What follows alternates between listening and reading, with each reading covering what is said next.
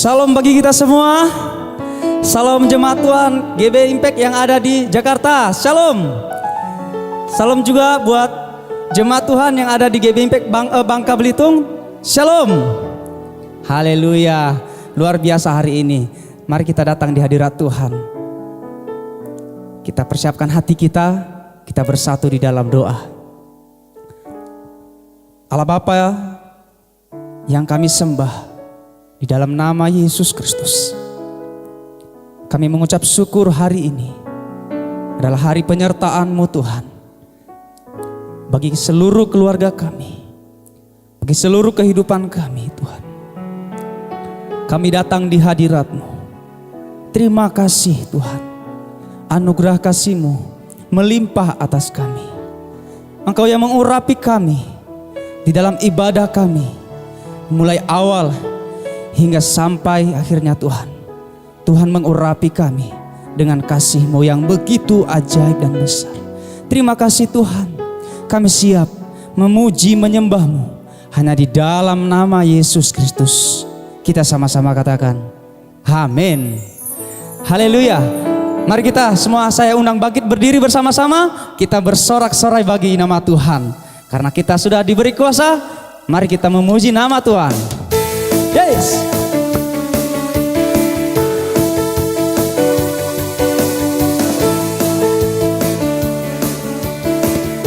Katakan semua, ku diberi kuasa. Ku diberi kuasa dari Raja mulia, menaklukkan musuh di bawah kakiku. Ku pakai kuasa dari Raja mulia. Bila Allah ada bersamaku, siapa jadi lawanku? Sungguh besar Kau Tuhanku, Engkau perisai hidupku. Ku berdiri dengan iman, iman dalam Yesus Tuhan. Kau yang memberi kemenangan, ku bersorak merayakan. Terpujilah Engkau Raja segala raja. Yes. Kita naikkan pujian ini sekali lagi Bapak Ibu Saudara.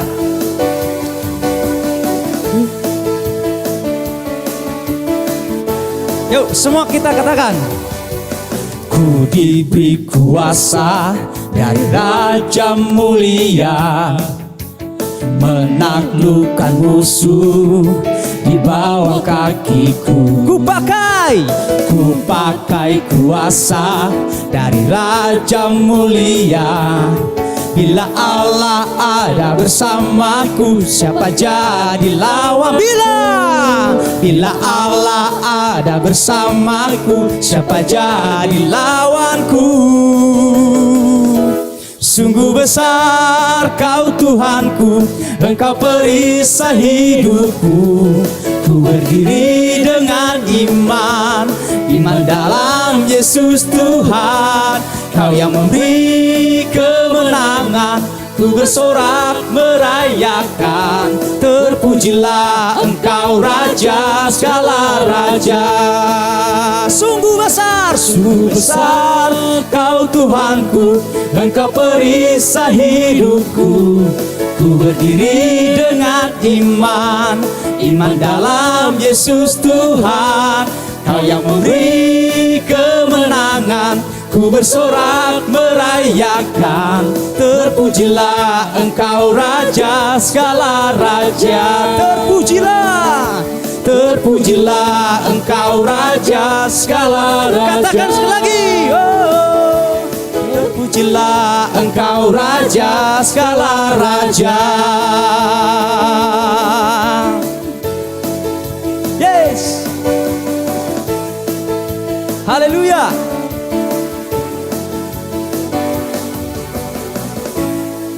Luar biasa. Kita sudah diberi kuasa. Haleluya. Amin. Silakan duduk Bapak Ibu Saudara.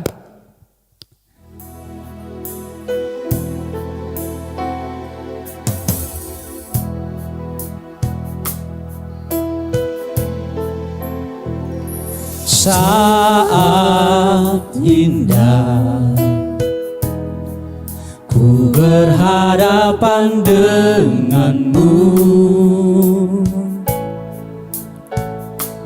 memandang wajahmu, Yesus kekasih jiwaku.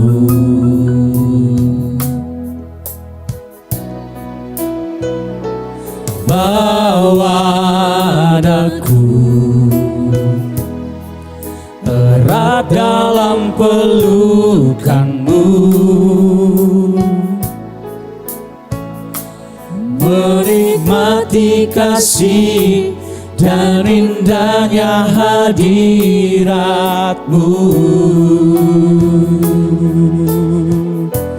Hadiratmu Tuhan, ku rasakan kekudusan-Mu Bapa, penuhiku.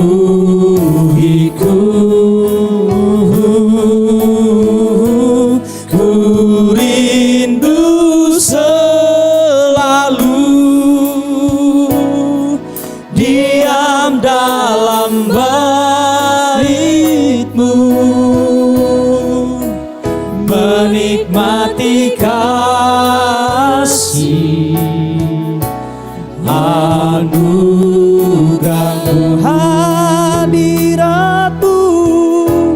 Hadirat-Mu Tuhan, ku rasakan kekudusan-Mu Bapa, penuhiku.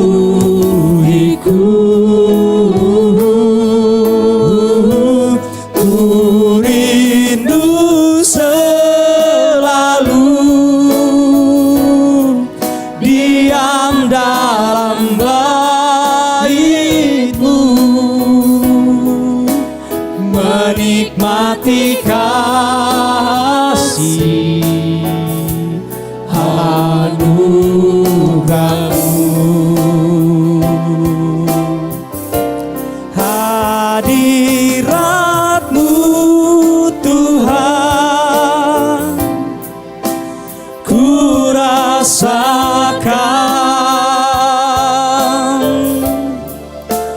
kekudusan-Mu Bapa, penuhiku.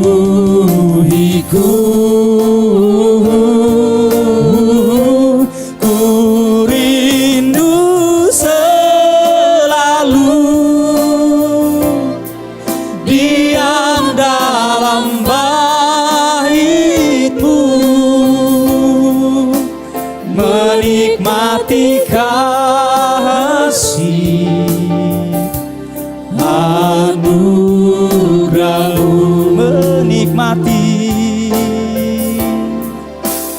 Menikmati kasih anugerah-Mu.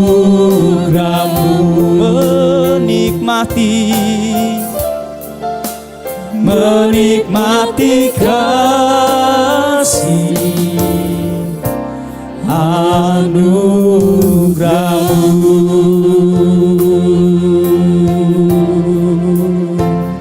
Hadirat-Mu penuhi kami Tuhan,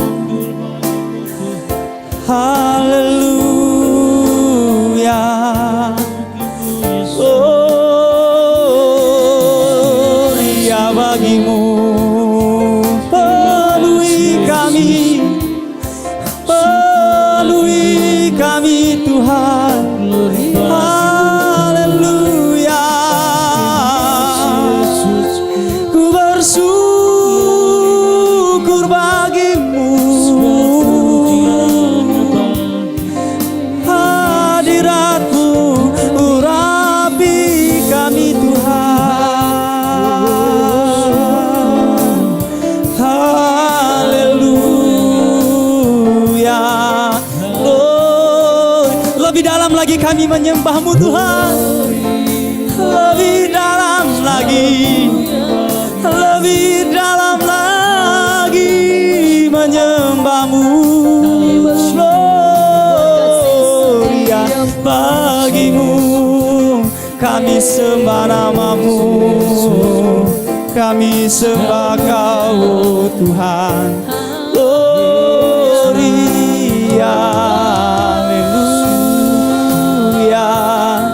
haleluya, haleluya, haleluya, gloria.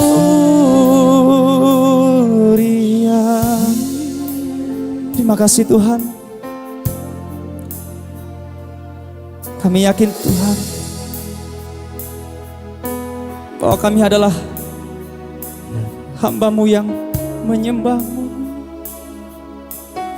Oh, kami datang Tuhan,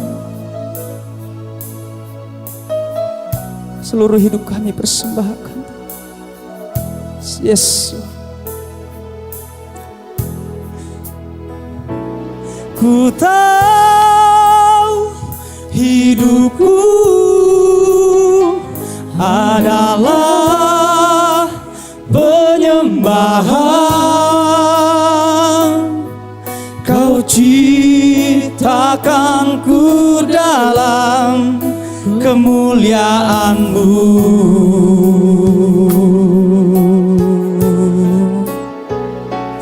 Ku tahu hidupku berharga di mata-Mu. Segenap hidupku persembahkan.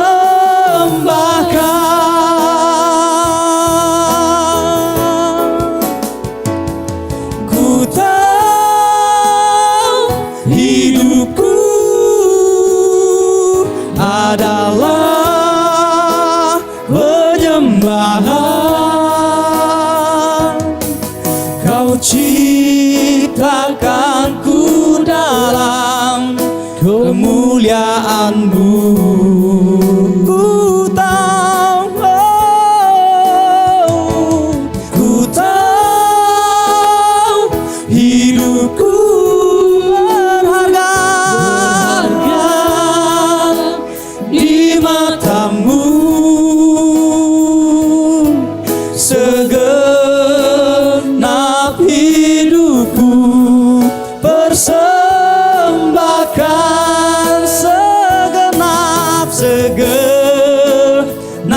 hidupku persembahkan.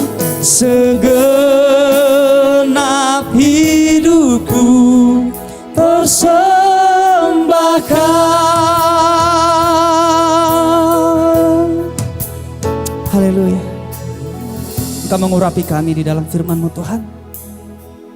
Berkati hamba-Mu yang menyampaikan firman. Terpuji nama-Mu. Haleluya. Kepada hambanya yang membawakan firman Tuhan, kami persilakan.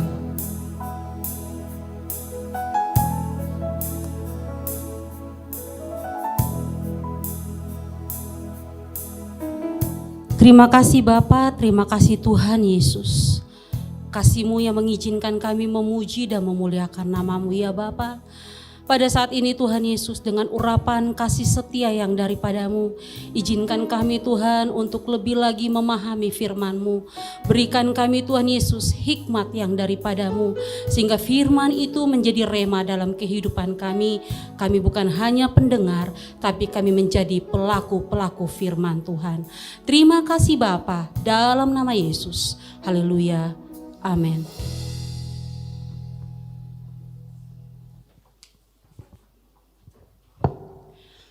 Shalom. Puji nama Tuhan. Pada saat ini Gereja GBI Impact masih memberikan saya kesempatan untuk menyampaikan firman Tuhan. Sebelumnya saya mengucapkan terima kasih kepada Gembala Sidang daripada GBI Impact, yaitu Pendeta Esther Evi Chandra. Sebelum saya masuk ke dalam firman Tuhan, saya ingin menyapa untuk seluruh keluarga daripada GB Impact yang ada di Jakarta, yang ada di Bangka, bahkan seluruhnya persekutuan Sinar Kasih dimanapun berada, bahkan seluruh keluarga-keluarga yang saat ini sedang mengikuti ibadah live streaming kami. Shalom. Tema daripada gereja kita pada bulan ini dipanggil, dipilih, dan diutus. Mengapa kita dipanggil? Jika kita membuka Matius 22 ayat 3, kerajaan sorga itu bagaikan seorang raja yang sedang memberikan perayaan untuk anaknya. Jika suatu pesta, tentu tidak sembarangan orang masuk. Suatu pesta membutuhkan undangan, artinya orang tersebut diizinkan bergabung. Artinya orang tersebut diizinkan mengikuti acara yang ada. Mengapa kita dipanggil? Karena panggilan adalah suatu undangan. Undangan agar kita masuk ke dalam kerajaan sorga daripada kerajaan yang daripada dibawa oleh Yesus. Terus, mengapa kita dipanggil? Alasan kedua mengapa kita dipanggil adalah agar nama Tuhan dipermuliakan. Terus kepada siapa panggilan itu diberikan? Mari kita membuka Matius 11 ayat 28. Mari kita membuka Matius 11 ayat 28. Saya akan bacakan. Marilah kepadaku semua yang letih lesu dan berbeban berat. Aku akan memberi kelegaan kepadamu. Di sini ada pernyataan semua. Kemudian mari kita membuka Yohanes 3 ayat 16. Karena begitu besar kasih Allah akan dunia ini, sehingga ia telah mengaruniakan anaknya yang tunggal, supaya setiap orang yang percaya kepadanya tidak binasa, melainkan beroleh hidup yang kekal. Dari Matius 11 ayat 28 ada kata semua. Yohanes 3 ayat 16 ada kata Tuhan mengasihi akan seluruh dunia. Artinya panggilan ini ditujukan kepada semua orang. Tuhan ingin semua orang menjadi anak-anak Allah. Tuhan mau semua orang menerima Tuhan sebagai Allah secara pribadi di dalam kehidupan. Pada awalnya panggilan itu diberikan kepada orang-orang Yahudi. Panggilan itu dengan banyaknya nabi-nabi yang Tuhan sudah kirim, imam-imam yang Tuhan sudah kirim untuk memberitakan firman Tuhan, semuanya ditolak. Sehingga keselamatan itu diberikan kepada non-Yahudi juga. Diberikan kepada saya, diberikan kepada Bapak, Ibu, Saudara-saudari semuanya yang saat ini sedang mengikuti live streaming. Banyak orang yang berkata, saya sudah dipanggil Tuhan, tapi sayang, hanya sebatas dipanggil. Banyak orang mengatakan, saya kan sudah Kristen. Bahkan dari dalam kandungan orang tua saya itu sudah dinyatakan Kristen. Ya, tapi itu hanya sebatas dipanggil. Jangan kita bangga hanya sebatas dipanggil. Karena kalau kita hanya sebatas dipanggil, kita akan merasa hidup kita biasa-biasa aja, tidak ada yang istimewa. Tema dipanggil, dipilih. Poin yang kedua, dipilih. Mari kita membuka Matius 22 ayat 14. Sebab banyak yang dipanggil, tetapi sedikit yang dipilih. Sebab banyak yang dipanggil, tetapi sedikit yang dipilih. Ya, karena tadi dipanggil itu untuk semua orang. Tapi yang dipilih, mari kita belajar dari suatu contoh. Beberapa kita melihat acara-acara di televisi. Banyak kompetisi-kompetisi. Ada kompetisi dangdut lah, ada Masterchef lah, ada Indonesia Idol lah, banyak sekali. Ya, bahkan ada juga yang pertandingan perlombaan yang berbentuk olahraga. Tentunya bagaimana caranya supaya orang tertarik terhadap acara tersebut? Tentu para panitia bikin sesuatu hal yang membuat para yang mencalonkan diri untuk ikut kompetisi tersebut itu tertarik. Baik itu melalui brosur-brosur, melalui ajakan-ajakan, bahkan melalui media-media, radio-radio, untuk orang tertarik. Bahkan di dalam iklan tersebut mereka menjanjikan banyak sekali hadiah-hadiah, bahkan miliaran-miliaran. Membuat orang lain tertarik. Kalau saya bisa ambil contoh, itu seperti Indonesia Idol. Itu ada di televisi mana? Mungkin Bapak Ibu lebih tahu. Karena itu sangat luar biasa. Tahun per tahun setiap sesinya itu luar biasa. Dari Pulau Indonesia paling ujung mungkin Aceh atau Pulau W, sampai Pulau Papua semuanya mengikuti. Jadi kalau kita hitung kira-kira ribuan yang mengikuti acara tersebut. Tapi harus diingat, banyak yang mendaftar di tempat lokasi tersebut. Banyak seleksi, banyak juga di situ bisa dibilang pengujian agar bisa masuk tahap demi tahap.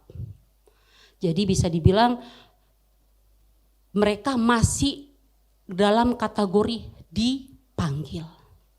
Ketika mereka datang ke Jakarta, mereka masih juga dalam kompetisi, masih juga dalam tantangan-tantangan yang diberikan. Sampai akhirnya hanya beberapa orang. Kalau kita bisa lihat di televisi itu mungkin mereka berkatakan yang dipilih itu sekitar 5 besar mungkin. Itu sama juga dengan pertandingan iman kita. Banyak di dunia ini, banyak jiwa-jiwa di dunia ini Tuhan tawarkan keselamatan.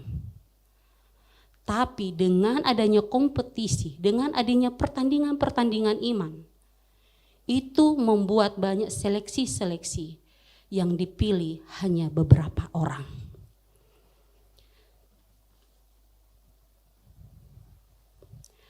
Kompetisi tersebut setelah dipilih, mereka apakah berhenti? Tentu tidak. Walaupun mereka sudah dipilih, mereka tetap mengalami kompetisi agar masuk ke babak berikutnya sampai akhirnya ke tahap final atau masuk kepada kejuaraan yang sesungguhnya. Dan itu hanya satu orang. Hanya satu pemenangnya. Mari kita membuka 1 Korintus 9 ayat 24. Tidak tahukah kamu bahwa dalam gelanggang pertandingan semua peserta turut berlari, tetapi bahwa hanya satu orang saja yang mendapat hadiah. Karena itu larilah begitu rupa sehingga kamu memperolehnya. Jika kita belajar dari kompetisi tersebut, artinya kita jangan bangga hanya sebatas dipanggil. Tapi dengan ayat firman ini, mari kita belajar menjadi orang yang dipilih.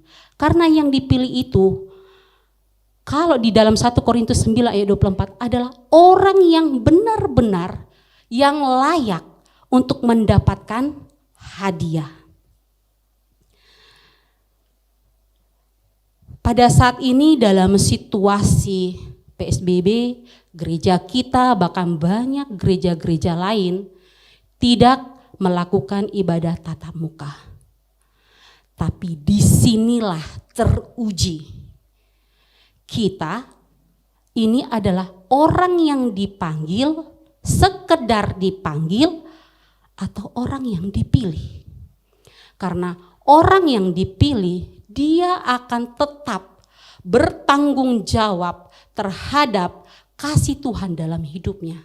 Sehingga walaupun ibadah online, walaupun tidak ada yang mengawasi, walaupun tidak ada yang memberikan penghormatan, penghargaan kepada kita, tapi ketika ada ibadah online, ketika udah waktunya beribadah, tetap beribadah.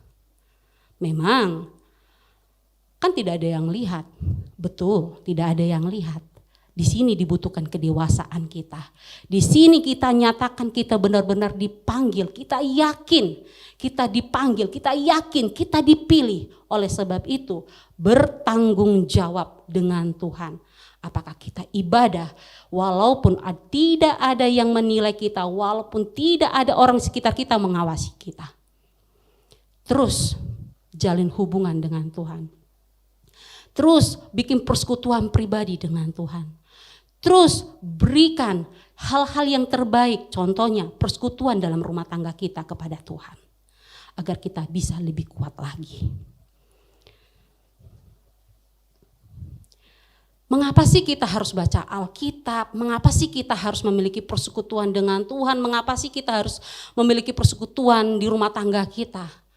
Tahu banyak orang Kristen yang boro-boro baca Alkitab. Doa pribadi saja, doa makan saja, sering lupa atau memang tidak mau berdoa. Terus kenapa kita harus terus dan terus berlatih untuk mengenal Allah secara pribadi? Ya, seperti tadi saya jelaskan bahwa itulah yang menandakan kita hanya sekedar orang-orang yang dipanggil atau kita naik level ke tahap kita adalah orang-orang yang dipilih.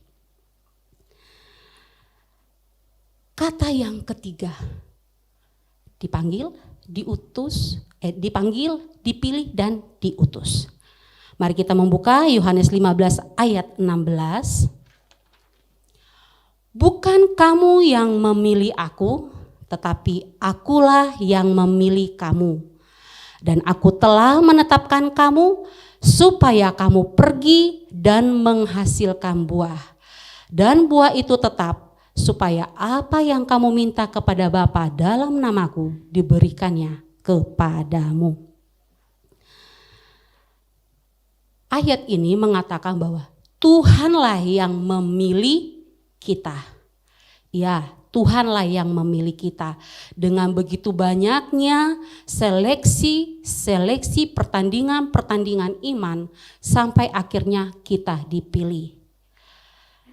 Tapi ada kok orang yang dipilih oleh Tuhan tanpa ada pertandingan iman? Ya, ada. Salah satunya orang yang di sebelah Tuhan Yesus. Tapi itu pengecualian. Itu pengecualian khusus dari Tuhan. Tapi kita, orang-orang yang sudah dipanggil, orang-orang yang sudah dipilih oleh Tuhan, ingat bahwa kita harus masuk dalam perlombaan iman. Kita harus masuk dalam kompetisi iman, di mana akan ada seleksi-seleksi. Apakah kita masuk menjadi orang-orang yang dipilih Tuhan? Yohanes 15 ayat 16 ini, kuasa pemilihan itu mutlak dari Tuhan. Tuhan sendirilah yang telah mengorbankan dirinya menyelamatkan kita. Bukan karena usaha kita, bukan karena kebaikan kita, bukan karena amal kita. Mutlak hanya karena kasih Tuhan. Di ayat 7 dan ayat 8 daripada Yohanes 15. Jikalau kamu tinggal di dalam aku dan firman-Ku tinggal di dalam kamu, minta apa saja yang kamu kehendaki dan kamu akan menerimanya. Dalam hal inilah Bapa-Ku dipermuliakan, yaitu jika kamu berbuah banyak dan dengan demikian kamu adalah murid-Ku. Ya. Di sini katanya bukan kita yang memilih Tuhan, tapi Tuhan yang memilih kita. Ya. Dan di ayat 7 dan 8 dikatakan bahwa kita harus hidup di dalam firman Tuhan. Kita harus hidup di dalam firman Tuhan, bukan sekedar supaya apa yang kita doakan dikabulkan Tuhan, tetapi terlebih-lebih agar nama Tuhan yang dipermuliakan. Ketika nama Tuhan dipermuliakan, ketika kita hidup di dalam kasih Tuhan, percayalah kita akan berbuah-buah. Di Yohanes 15 ayat 12, inilah perintahku, yaitu supaya kamu saling mengasihi seperti aku telah mengasihi kamu. Di sini Tuhan memerintahkan agar kita saling mengasihi. Tadi sudah dijelaskan bahwa keselamatan itu mutlak dari Tuhan. Tuhan yang telah memilih kita. Tentunya kita jangan mau hanya diri kita sendiri yang diselamatkan. Tentu di dalam firman Yohanes 15 ayat 12 diminta kepada kita, ditekankan kepada kita supaya kita mengasihi sesama. Kalau kita diselamatkan Tuhan, alangkah lebih baiknya jika orang-orang di sekitar kita, keluarga kita, teman kerja kita, orang-orang tetangga-tetangga kita, semua juga menerima Yesus sebagai Tuhan dalam kehidupan pribadi. Jadi Yohanes 15 ayat 16 ini bukan hanya keselamatan itu untuk kita, tapi kita harus bagikan kepada orang-orang yang ada di sekitar kita. Itu yang terdekat. Jika memang kita bisa sampai ke Samaria, sampai ke ujung bumi, itu lebih baik. Tapi kalau memang kita hanya sanggup hanya di sekitar kita, jadilah kehidupan kita jadi teladan. Jadilah perkataan kita jadi teladan. Jadilah keseharian kita, dalam kejujuran kita dalam bekerja, kita menjadi teladan yang memuliakan nama Tuhan. Dengan begitu, orang akan melihat, wow, luar biasa anak Tuhan. Dalam situasi COVID saat ini, keuangan begini begitu, tapi tetap semangat. Dia tetap bersukacita, dia tetap menjadi berkat buat sesamanya. Itu luar biasa. Mari kita membuka Matius 9 ayat 35. Demikianlah Yesus berkeliling ke semua kota dan desa. Semua kota dan desa loh, artinya Tuhan tidak pilih-pilih tempat. Kota dan desa Tuhan kelilingi. Di mana Yesus mengajar dalam rumah-rumah ibadat dan memberitakan Injil kerajaan sorga serta melenyapkan segala penyakit dan kelemahan. Ya, di sini dikatakan Tuhan memberitakan Injil kerajaan sorga. Yesus yang memiliki kerajaan sorga. Bisa saja dia menikmati kerajaan sorga itu sendiri. Tapi tidak. Dia bagikan kepada saya. Dia bagikan kepada Bapak Ibu. Dia bagikan kepada dunia tentang kerajaan sorga. Kalau Tuhan Yesus sendiri mau memberitakan kerajaan sorga, mau mengajak orang untuk masuk ke dalam sorga, kita yang sudah diselamatkan, kenapa egois? Tidak mau memberitakan firman itu kepada orang-orang yang ada di sekitar kita. Kenapa kita harus egois? Tidak mau mengajak keluarga kita untuk bersekutu bersama-sama, untuk mengenal Tuhan secara bersama-sama. Kenapa kita egois? Kita tidak mengajak orang-orang yang kita kenal, orang-orang teman-teman pekerjaan kita untuk bersekutu bersama-sama. Tuhan Yesus sendiri yang punya sorga mau membagikan kerajaan sorga itu, mau membagikan kasih Tuhan itu, maka kita pun sebagai menyatakan diri sebagai anak Tuhan, mari kita memberitakan firman Tuhan. Mari dalam kehidupan kita, dalam keseharian kita, mari kita ajak keluarga kita, mari kita ajak teman kita, teman sekerja kita, seluruhnya untuk mengenal satu sosok, yaitu Yesus sebagai juru selamat dunia. Sekarang mari kita membuka Matius 10 ayat 5. Di situ dinyatakan bahwa Yesus mengutus 12 muridnya untuk memberitakan Injil. Yesus mempersiapkan murid-muridnya kurang lebih 3,5 tahun dalam bimbingan, dalam pengajaran akan Tuhan. Bahkan Yesus memberikan kepada murid-muridnya kuasa. Kalau di perjanjian lama ada yang namanya Yosua. Dia juga dipersiapkan Musa sebagai pengganti Musa membawa bangsa Israel ke tanah perjanjian. Kenapa? Kok bukan Musa? Ya, karena Musa melakukan sesuatu yang tidak berkenan di hadapan Tuhan. Dia tidak melakukan apa yang Tuhan perintahkan. Hal itu membuat tongkat tugas itu diberikan kepada Yosua. Tapi sebelum itu Musa sudah mempersiapkan Yosua. Samuel juga. Mungkin anak-anak sekolah minggu pasti tahu Samuel dipanggil 3 kali. Tapi ada lebih makna daripada itu. Samuel dipersiapkan Imam Eli. Imam Eli bukan Nabi Eli, tapi Imam Eli. Jadi 2 tokoh yang berbeda. Samuel dipersiapkan oleh Imam Eli sebagai imam, sebagai nabi, dan sebagai hakim. Dia benar-benar dididik, dituntun oleh Imam Eli. Berarti pengutusan itu diberikan kepada pendeta dong, kepada misionaris dong. Ya. Tapi bukan hanya mereka. Pendeta, misionaris memang harus memberitakan firman Tuhan. Tapi peluang itu, kesempatan itu juga diberikan Tuhan kepada saya. Kepada Bapak, Ibu yang ada pada saat ini mengikuti live streaming kita. Tapi ada hal yang harus diingat.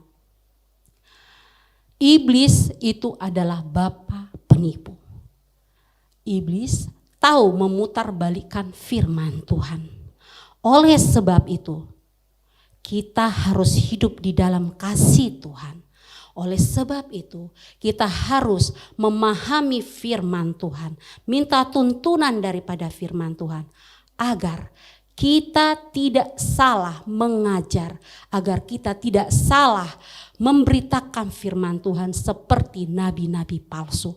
Oleh sebab itu, belajar daripada apa yang diberikan oleh Tuhan kepada murid-muridnya 3,5 tahun, diberikan pendidikan. Kita belajar juga dari Yosua, Musa membimbing dia kurang lebih 40 tahun. Bahkan Samuel juga dibimbing Tuhan sampai akhirnya dia dibimbing oleh Imam Eli sampai dia dewasa. Artinya ada proses pengenalan akan firman Tuhan. Tidak asal sak gitu. Tidak. Tetapi ada proses kita hidup di dalam kasih Tuhan. Ada proses kita mengenal akan firman Tuhan. Sehingga kita siap. Kita siap memberitakan firman Tuhan. Tapi saya tidak bisa menguasai firman Tuhan. Terus bagaimana? Ada caranya lagi. Perkataan kita jadi berkat. Hidup kita jujur, takut Tuhan, itu pun jadi berkat. Itu juga sudah menjadi orang-orang yang diutus oleh Tuhan. Jadi jangan terlalu berpikir terlalu jauh bahwa pengutusan itu harus bawa Alkitab pentang-penteng pergi ke perdesaan perkotaan. Itu benar, tapi ada cara-cara yang simpel agar kita menjadi berkat. Itu juga sudah menjadi pengutusan. Mari kita membuka Matius 28 ayat 18-20. Yesus mendekati mereka dan berkata, "Kepadaku telah diberikan segala kuasa di surga dan di bumi.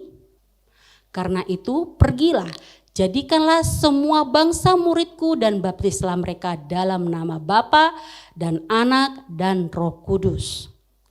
Dan ajarlah mereka melakukan segala sesuatu yang telah kuperintahkan kepadamu, dan ketahuilah aku menyertai kamu senantiasa sampai kepada akhir zaman.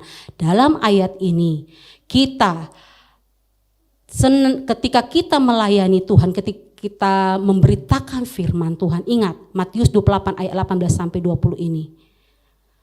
Tuhan akan senantiasa menyertai kita.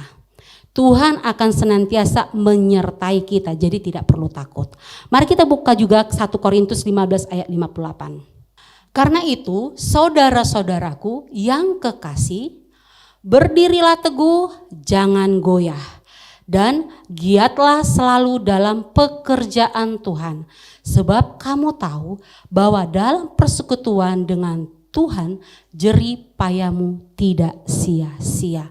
Dikatakan di sini, saudara-saudaraku kekasih, berdirilah teguh, jangan goyah, dan giatlah selalu dalam pekerjaan Tuhan. Sebab kamu tahu bahwa dalam persekutuan dengan Tuhan jerih payamu tidak sia-sia. Ya, firman Tuhan penutup hari ini sangat jelas mengajak kita, apapun bagian kita pada saat ini, apakah kita pengerja gereja, apakah kita pengerja gereja full time, apakah kita ini pada saat ini bekerja di dalam perusahaan, apakah kita sebagai pengajar, apakah kita sebagai murid pada saat ini. Dikatakan apapun bagian kita pada saat ini, teguh dalam iman kita, jangan pernah goyah. Sebab kita tahu bahwa apapun yang kita lakukan tidak akan pernah sia-sia. Apapun yang kita lakukan untuk kemuliaan nama Tuhan tidak akan sia-sia, semuanya diperhitungkan oleh Tuhan. Kita umat-umat pilihan Tuhan, mari kita melayani Tuhan dengan segenap kehidupan kita dan bawa jiwa-jiwa bagi Tuhan. Shalom, Tuhan Yesus memberkati. Sebelumnya mari kita berdoa. Terima kasih Bapa, terima kasih Tuhan Yesus. Jika firman-Mu hari ini membuat kami semakin menyadari kasih-Mu. Dan kasih itu, keselamatan itu harus kami bagikan. Berikan kami keberanian untuk memberitakan firman-Mu. Kami tidak mau hanya sekedar dipanggil, tapi kami ingin dipilih. Dan kami ingin diutus untuk kemuliaan nama Tuhan. Terima kasih Bapa, kami mengucap syukur. Haleluya, amin.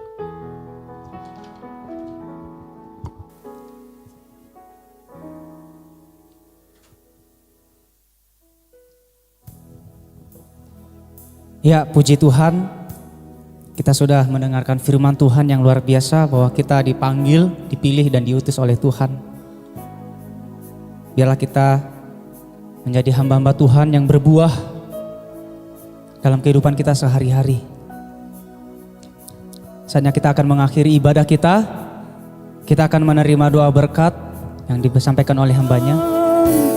Ku tahu hidupku adalah penyembahan.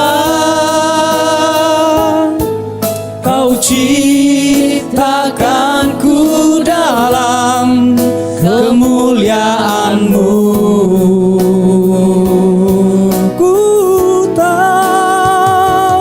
Ku tahu hidupku berharga di mata-Mu. Segenap hidupku persembahkan. Segenap hidupku persembahkan.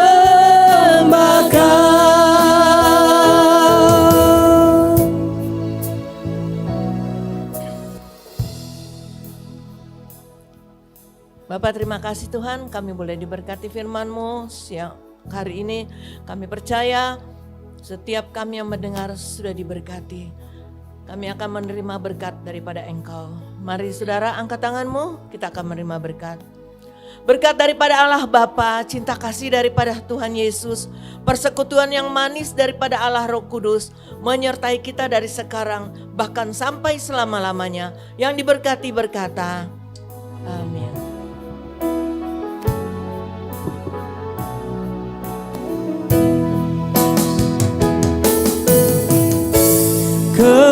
Kemuliaan bagimu di tempat maha tinggi. Kemuliaan bagimu di tempat maha tinggi. Kemuliaan bagimu di tempat maha tinggi. Kemuliaan bagimu di tempat maha tinggi. Maha tinggi, oh, di tempat maha tinggi. Puji Tuhan, ibadah kita selesai. Tuhan Yesus memberkati. Salam.